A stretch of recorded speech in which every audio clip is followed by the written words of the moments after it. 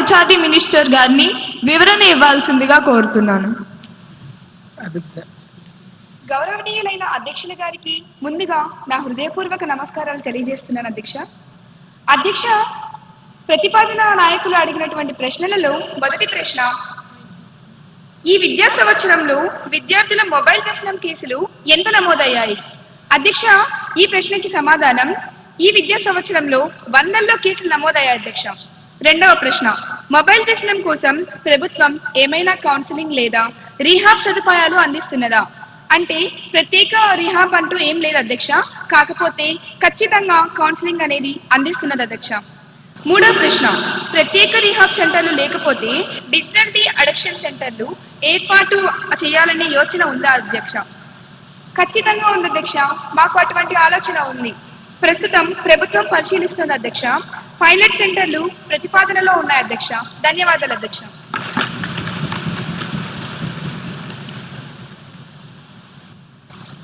గౌరవ ఎమ్మెల్యే కుమారి నిహారిక గారిని supplementary question కి అనుమతిస్తున్నాను. అధ్యక్ష, గౌరవనీయులనే మంత్రి గారు సమాధానం అద్భుతంగా ఉంది. కేసులు 100లో ఉన్నాయట అంటే ఖచ్చితమైన లెక్క లేదా అధ్యక్ష? లేక క్యాండీ షార్ట్ లెక్క పెడతారా? పిల్లలేమో 5G స్పీడ్ లో ఫోన్లను అతుక్కుపోతుంటే మీ ప్రభుత్వ చర్యలేమో ఇంకా 2G స్పీడ్ లోనే పరిశీలన దశలోనే బఫరింగ్ అవుతున్నాయి అధ్యక్ష. ఆ పైలట్ సెంటర్లు భూమి మీదకు వచ్చే లోపు విద్యార్థులు భవిష్యత్ స్విచ్ ఆఫ్ అయిపోదా అధ్యక్ష? ధన్యవాదాలు అధ్యక్ష.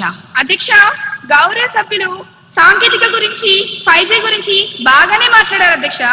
కానీ మా ప్రభుత్వం విద్యార్థుల్ని నేరస్తులా చూడటం లేదు అధ్యక్ష, బాధితుల్లా చూస్తుంది అధ్యక్ష, బాధితుల్లా చూస్తుంది.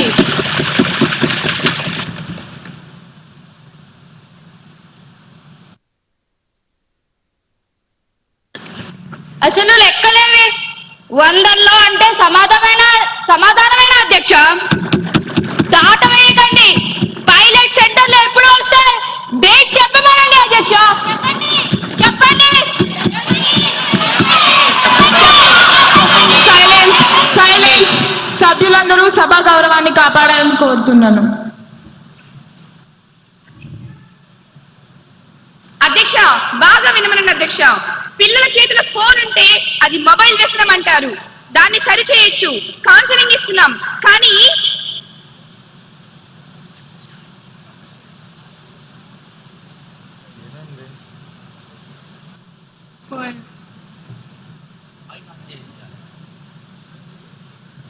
అధ్యక్ష, మా మైకులు కట్ చేశారా?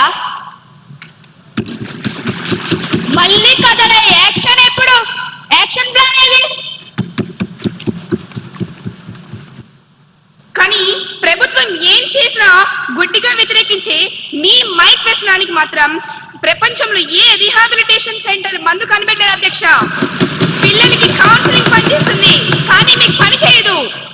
పైలట్ సెంటర్ల మీద దృష్టి పెట్టాం అధ్యక్ష మేము. మీరు కేవలం అల్లరి మీద మాత్రమే దృష్టి పెట్టారు అధ్యక్ష. తేడా అదే అధ్యక్ష. ధన్యవాదాలు అధ్యక్ష. 241103 క్వశ్చన్ పై గౌరవ హెచ్ఆర్డి మినిస్టర్ గారిని స్పందించవలసిందిగా కోరుతున్నాను. గౌరవనీయులైన అధ్యక్ష గారికి నా హృదయపూర్వక నమస్కారాలు.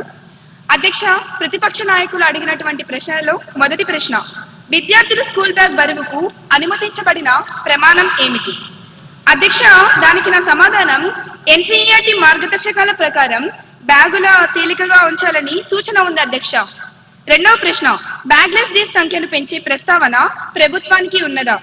అధ్యక్ష, లేదు అధ్యక్ష. బ్యాగ్లెస్ డేస్ పెంపు ప్రతిపాదన అనేది లేదు అధ్యక్ష. మూడవ ప్రశ్న, బ్యాగ్లెస్ డేస్ అమలులో ప్రభుత్వం తీసుకున్న చర్యలు ఏమిటి? దానికి నా సమాధానం, సెమిస్టర్ వారి పుస్తకాలు ప్రారంభించాం అధ్యక్ష. ప్రతి శనివారం బ్యాగ్లెస్ డేగా అమలు చేశాం అధ్యక్ష. ధన్యవాదాలు అధ్యక్ష.